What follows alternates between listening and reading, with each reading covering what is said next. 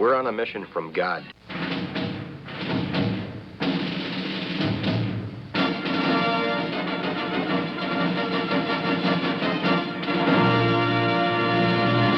And now for something completely different.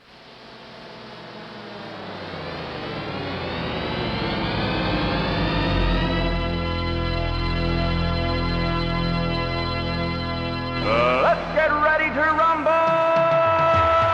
Yeah, baby, yeah! This is Pastor Jolly John Lekumsky coming to you from New Athens, Illinois. And this is Pastor Matt Youngblood Clark coming to you from Ascension Lutheran Church in a beautiful South St. Louis. And you have tuned into Wrestling with the Basics. And we're doing kind of a series of Old Testament stories. You did a really, really tough one last week about Abraham and the sacrifice of his son Isaac. Any last words you want to share with us, bring back to our memory from last week's episode, Matt? Well, thanks, John. Yeah, I think for me, we looked at that account through the lens of God as provider. That's a consistent theme that God sees. That's literally what it says in the Hebrew is, when Isaac asks his dad, "Dad, where's the sacrifice?" And Abraham says, God will see to it. God sees. God will provide the sacrifice. And just that reminder for us and for our listeners that that's who God is. God is still a God who sees today. He sees us. He knows us. He sees to it for us, provides for us. That most wonderful way of providing was his own son, right? And especially this Lent, that's what we focus on. Christ's sacrifice on the cross, that sacrifice once for all out of God's great love for us, the Lamb of God who takes away the sin of the world. But then also that God provides for all of our needs. God sees to it no matter what those needs are. So, whether we're someone who maybe is, entering retirement and wondering, are we going to have enough money for this thing called retirement or not? Or maybe it's someone who's a first-time parent and wondering, oh my goodness, how am I going to raise this child? Or whether it's someone who's lost a loved one to death recently and there's just a great void there. I think in all of those instances, we can say the Lord will provide. The Lord will see to it. The Lord sees you. The Lord will provide for you. That's his promise. I don't always know how, right? But we know that he will, because again, that's what he promises. The one who gave up his son for us, how will he not, along with him, graciously give us all things, as Paul writes in Romans chapter 8. And I think that's why it was really, because I did not actually realize that, which shows that even old guys can learn stuff, that the word provide there in that story of Abraham actually is the Lord sees. Yeah. Because I thought what's cool is we don't see. In fact, that's the very definition of faith, isn't it? Oh, that's good. Faith is hope of the things that are unseen. So Abraham didn't see how God was going to see to it. He didn't know. We don't know how. Well, but see, we do. We do because we have what God has told us. Now, we don't see it, but he's told us that the same thing's going to happen to us. There's going to be a resurrection from the dead for us, for our loved ones, eternal life. And the cool thing is, while we can't see it, we can just believe it. We know, as you've indicated, that God does see to it. He has seen it. He is seeing it. He is going to see that it's done just the way he said. So, thanks. So, the only other thing go ahead. Yeah. the only other thing I would add to that is just, so God provides for us, right? But he also provides through us sometimes. God sees us, right? But who do we see in our world? Because you're right, John. We can't see God, and how He's specifically going to provide for us in a specific circumstance. But boy, we can see our neighbor though, and when they're in need, we can see to it that they're provided for, that they're loved. God can work through us to provide for them. So just to have our eyes open to that. Who do we see, and how can God work through us to see to it that they're cared for, that they know who Jesus is? So I think that's a great distinction. So we as far as faith is, we don't see things. We don't know how God's going to work it out. We know He will. That's His promise.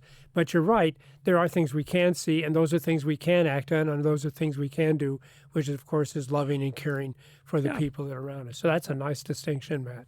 It's a nice distinction. I want to deal with another story it's kind of difficult. In fact, a lot of the Old Testament stories are difficult because what happens in them is so foreign and so strange. And you wonder, well, how does this have any application to our life?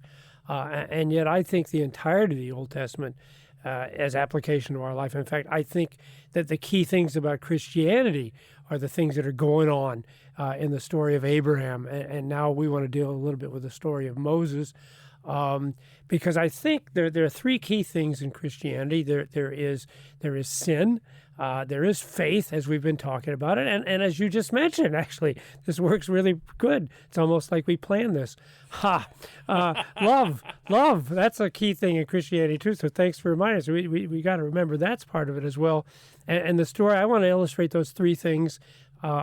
Sin, faith, and love is the story of Moses as a little baby. Okay. So let's start with a little background, though, to the story of Moses and a little baby. Of course, if you're talking about sin, we have probably one of the most wicked, evil villains that you'll find anywhere in the Bible when it comes to the story of Moses. And who is that? Who is that, So Matt? you have Pharaoh, the king of Egypt. Yeah. And of course, many commentators point out that we don't even know the name. God doesn't even bother to tell us the name of this evil, wicked villain.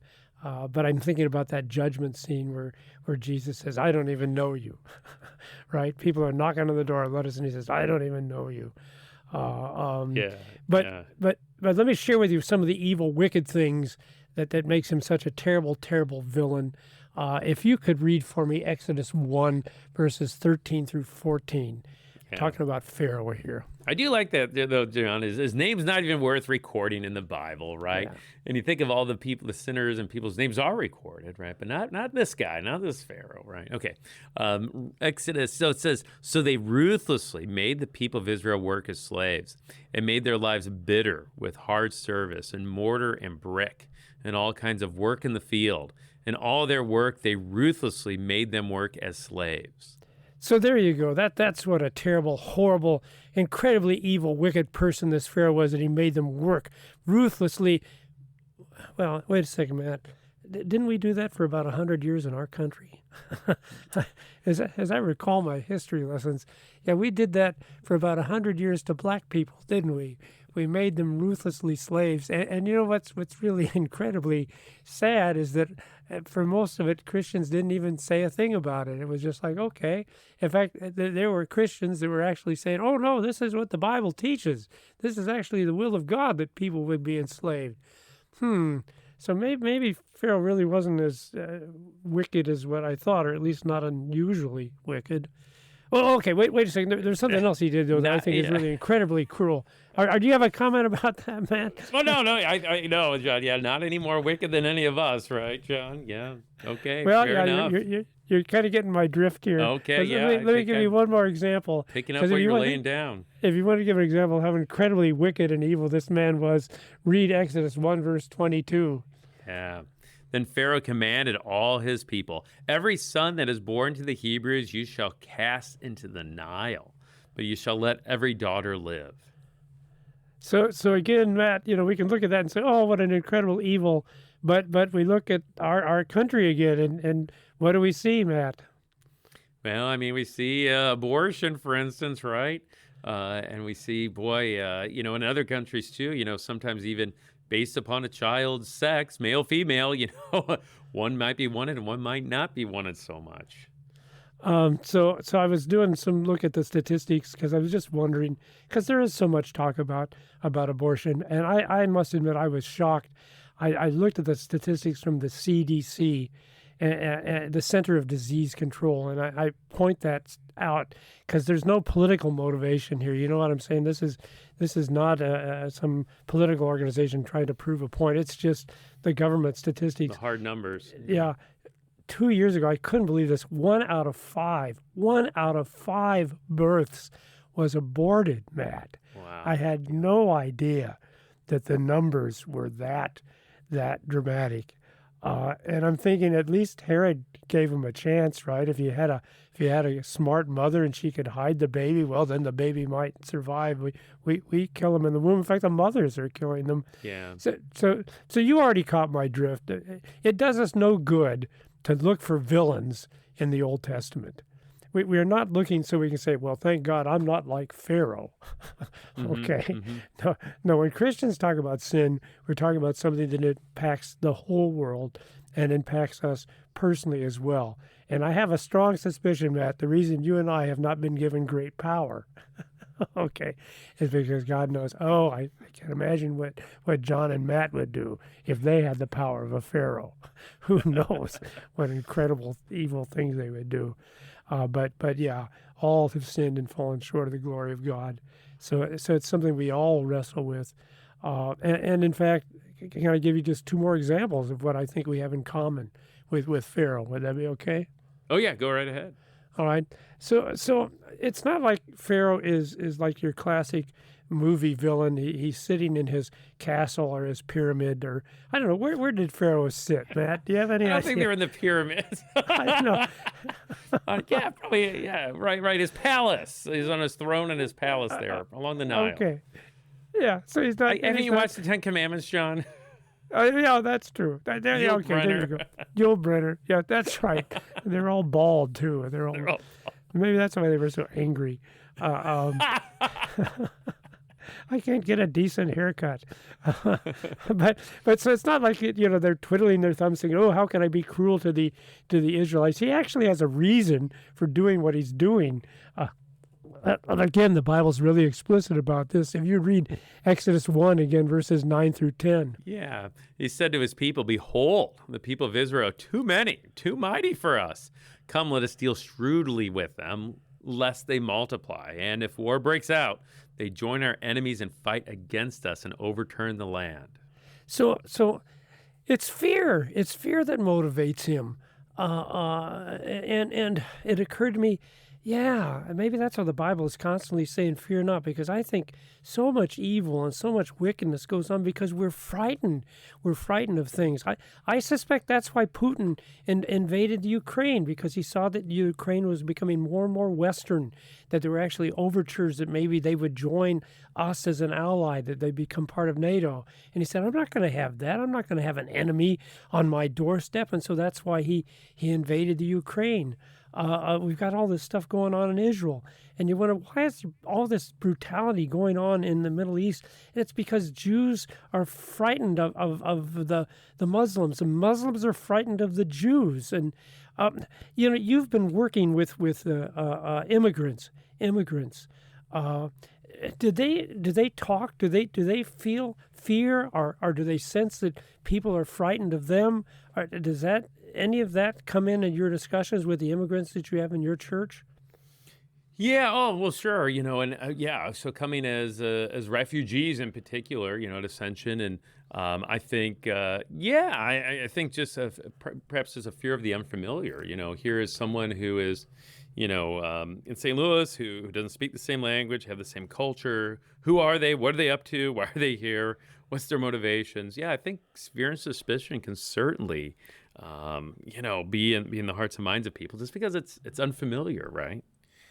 And so again, I think, and I'll be honest, if I'm walking in downtown St. Louis and I would see, a couple or three black teenagers coming my way, I must admit that I'm uncomfortable with that. But again, not for any reason, not that anyone has ever harmed me. And again, please understand, I'm not saying that if I was attacked that I don't have a right to defend myself. I'm not saying that as a country we don't have a right to call our armed forces together and defend ourselves when we're attacked. Certainly we should defend our families if they are attacked. But of course, the thing you got to remember is, what does Jesus say we're supposed to do to our enemies? Yeah, love them, pray for them. Yep. Because, see, somehow we want them to understand we don't want to harm anybody. We don't intend evil for anybody. No, what we want to do is we want to love and we want to care for people. And again, I think that's why the Bible constantly says, fear not, because this fear is a source of so much wickedness and evil and mistreatment in our world. Here's the other thing I think we have in common with Pharaoh. I think Pharaoh really thought he was doing what was right. I mean, he is the leader of the Egyptians. If you know your history, the Egyptians have been invaded by foreigners in the past. In fact, this present Pharaoh probably was part of the new regime that had driven out a lot of these foreigners. So he's just doing what he thinks he needs to do to protect his Egyptian people. And so I'm going to ask our listeners to do something rather difficult here, but I'm going to ask them when they get done listening to this show, if they would just take a few moments in prayer and think about something that they're doing that they're absolutely certain is the right moral thing to do. They have no doubt in their minds that this is the right, righteous, moral thing to do, and to just think and pray to God, is there some sin in this? Because I have found that usually the most sinful things are the things that at the time I thought were the most right and correct things I could do. And I am pretty well convinced that if the Bible is true and it says our righteous deeds are like filthy rags in His sight, I am pretty convinced that even our most holy acts, there's probably going to be an element of sin that we should recognize and we should repent of. Yeah. I don't know. Any thoughts about that? Well, thanks, John. man? Well, I think this part of it is, and I think we've talked about this on Rest on the Basis before, is reading the Bible like a loser. Do you remember talking about that? This idea that sometimes we come at the Bible and, we're the ones who identify with the good guys in the Bible. Yeah, We're the yeah. Moseses. We're the Aarons. We're the Davids. And wait a second. Maybe sometimes we look a little more like the Pharaohs and the Herods and the tax collectors and the Pharisees. So for us to read Scripture, not with pride, but with humility, and to realize, no, we're in need of forgiveness. We are no holier than and no less deserving of damnation than even Pharaoh. Yeah, and that's a good practice. And the irony is we could see ourselves as the Moseses and the Davids, because in the very next story, Moses kills a man, and David, of course, commits adultery and kills Fair a man. enough. Yeah. So if you want to see him that way, we can see ourselves as that. I'll give a little personal confession here. Man, I thought I was really, really a good pastor, one of the best pastors there ever was when I was a pastor. And every day I'd realize, man, I'm so proud. I'm so egotistical, and I hated that. But it's just something that to this day, I wrestle with. So yeah, dear people, sin, you're going to find it in the Old Testament. You're going to find it in today. But don't see it as the thing. Don't see the speck in your brother's eye. We should probably become really aware of the log that we have in our own eye, as Jesus says. So that's sin. So here's the second thing, though, you're going to find in the story of Moses. Faith, which if you think about it, if it is a world where there are so many things to be frightened of, there is so much evil and wicked, there are so many pharaohs out there, and then, of course, we have to be frightened of our own sinful flesh, that there would be any faith at all is a remarkable miracle. But if you could read for me, let's go to the second chapter of Exodus. Read just the verse 1 and 2 of Exodus chapter 2. Okay. It says, "Now a man from the house of Levi went and took his wife, a Levite woman. The woman conceived and bore a son, and when she saw that he was a fine child, she hid him 3 months." Okay, so there you go. We have the birth of Moses. And you know what, Matt? I am willing to bet, because you are a very, very knowledgeable guy. You know your Bible forwards and backwards. You wouldn't happen to know of a New Testament passage that comments on that, do you? Let's see here. Well, let's see. As a matter of fact, Hebrews 11, John. I knew you'd be able to come up with something, Matt. Yeah. What's it say in Hebrews 11? By faith, Moses, when he was born, was hidden for 3 months by his parents, because they saw that the child was beautiful, and they were not afraid of the king's edict. And you'll notice, by the way, the key thing is they're not what? They were not afraid. Yeah. If fear is the result of sin, faith is the elimination of fear. And I'm thinking, wow, that is an act of faith, isn't it? Because I'm thinking, if I were a Jewish mother, a Jewish parent, I would despair. If I had a baby boy, I think, oh, well, it's all over with. This mighty, powerful Pharaoh has made his edict. My child is going to die. But instead, nope, she believes, she trusts that God's going to protect him somehow, just like you talked about, the God who sees, the God who provides. I'm not sure how he's going to do it, but she keeps him keeps him hidden for a while. Of course, here's the problem now: is he's 3 months old, and so he's making too much noise. We can't keep him hidden anymore. And so, what does she do? You want to continue that story there in Exodus 2, starting with verse 3? Yeah. When she could hide him no longer, she took for him a basket made with bulrushes, dabbed it with bitumen and pitch, and she put the child in it and placed it among the reeds by the riverbank. And keep on reading. We'll just Sure. go ahead and. And his sister stood at a distance to know what would be done to him. Now the daughter of Pharaoh came down to bathe the river, while her young women walked beside the river. She saw the basket among the reeds and sent her servant women, and she took it. When she opened it, she saw the child, and behold, it was Let's just stop it right there, because Yeah. I want to build a suspense here. So here's the plan. Since I can't hide him in my house anymore, if an Egyptian soldier would come by right away, they'd hear the noise. They'd know I had a baby. So I'm gonna kind of hide him in plain sight. I'll put him in the Nile in a basket that's waterproof. Who's gonna look for a baby in the bulrushes of the Nile?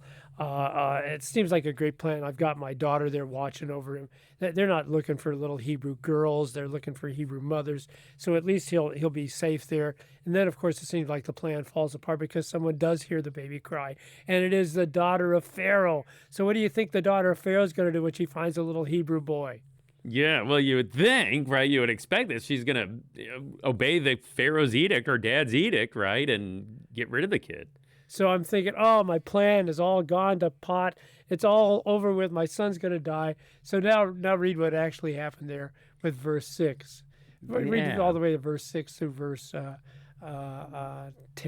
Yeah, when she opened it, she saw the child, and behold, the baby was crying. She took pity on him and said, "This is one of the Hebrew children." Then his sister said to Pharaoh's daughter, "Shall I go and call you a nurse from the Hebrew women to nurse the child for you?" And Pharaoh's daughter said to her, "Go." So the girl went and called the child's mother. And Pharaoh's daughter said to her, "Take this child away and nurse him for me, and I will give you your wages." So the woman took the child and nursed him. When the child grew up, she brought him to Pharaoh's daughter, and he became her son. She named him Moses because she said, "I drew him out of the water." So you think if God had come to Moses' mother and said, "Look, here, I've got this plan. We're actually going to have Pharaoh take care of your son." Yeah, Okay. incredible. He'll- Yeah, I know. Pay you to take care of your own son. Yeah, exactly. And so you don't need to worry. Everything's going to be fine. And of course, well, how in the world is that going to happen? But that, of course, is the whole point of faith. Faith is not about what we do. It's about this belief that somehow, because God loves us and cares for us, he will do the impossible. He will see to it that we are provided for, like you talked about last week. And it will be in some way that we just probably could not have imagined, that we couldn't have dreamt. And that is what faith is. But that brings us then to the final element here that we find in the Old Testament and in our present Christianity, and that is love. Because actually we do know why Pharaoh's daughter did what she did. In fact, it's right there in the text. If you could read for me again, Exodus chapter 2, verse 6. Why did she disobey her dad? Yeah, when she opened it, she saw the child, and behold, the baby was crying. She took pity on him and said, "This is one of the Hebrews' children." So she has pity. She has love. She thinks this is an abandoned child, and even though it is a Hebrew child, she's going to, in her love and her compassion, she's going to take that child in and care for it. And, of course, everything else that you described there with Moses' mother now actually being the nursemaid, as it were, of her own child. Now, here's the thing that we cannot say for sure. How in the world is it that this daughter of Pharaoh would go against her father, would act in love and compassion towards a Hebrew child? I don't know. You want to venture a guess, Matt? Because we don't have an explicit we know she did it out of pity, but we don't know where the pity came from.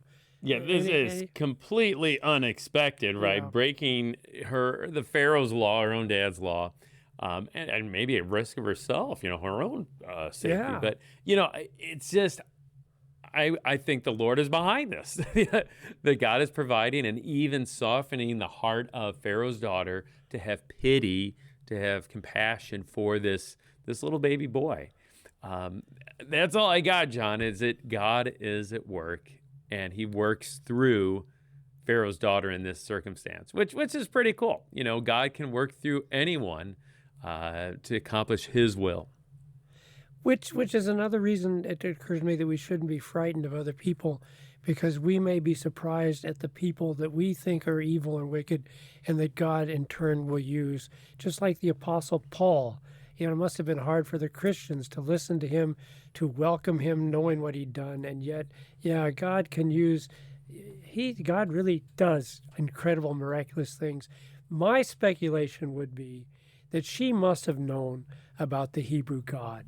She must have known something about the Hebrew faith, because how is it that she could look at the child and immediately know that it was a Hebrew child? She must have known something about the Hebrew gods. And let me tell you this, if you got to choose between gods, you don't want to choose the Egyptian gods, because you go back and you study the Egyptian gods, they are all things that you should be frightened of. That's their whole thing. They are gods of fear. And if you don't make your sacrifice to them, well, you better be frightened, because they will punish you. Whereas the God of the Hebrew God, well, he's the God, and this is what he calls himself. He's merciful, he's gracious, he's slow to anger, he's abounding in steadfast love and faithfulness. And so I just think somehow she must have come to know that Hebrew God, and out of that knowledge of the God of faithfulness and God of love, in fact, abounding in love, she then responded in kind. Because I know that's how it works for us. Not perfectly, of course, because we're still all a bunch of sinners, but yeah, as Christians we do. As you mentioned at the very beginning of the episode, we do see the people around us, and we have pity and compassion, and we respond with love. So there you go, Matt. Even in the Old Testament, those basics are there: sin, faith, and love. And I've got one more thing I want to share, and if you don't mind, I'll bring it back next week, and then we'll go on to whatever our new material is. Would that be all right? Yeah, sounds good, John. No, great text. Yeah, because one of the things I was taught in the seminary is you got to find Jesus. Every time you go to the Bible, you need to find Jesus. Well, that's why when I was a pastor, I always preached the Gospels. Not like you. I didn't choose the Old Testament lesson to preach on, because Jesus is easy to find in the Gospels. The He's Gospels, right there. yeah, you bet. Sometimes it's harder to find him. But I think this story is also all about Jesus. And with your permission, we'll begin next week's episode. And then we'll go on for wherever the Lord leads us. This has been Wrestling with the Basics.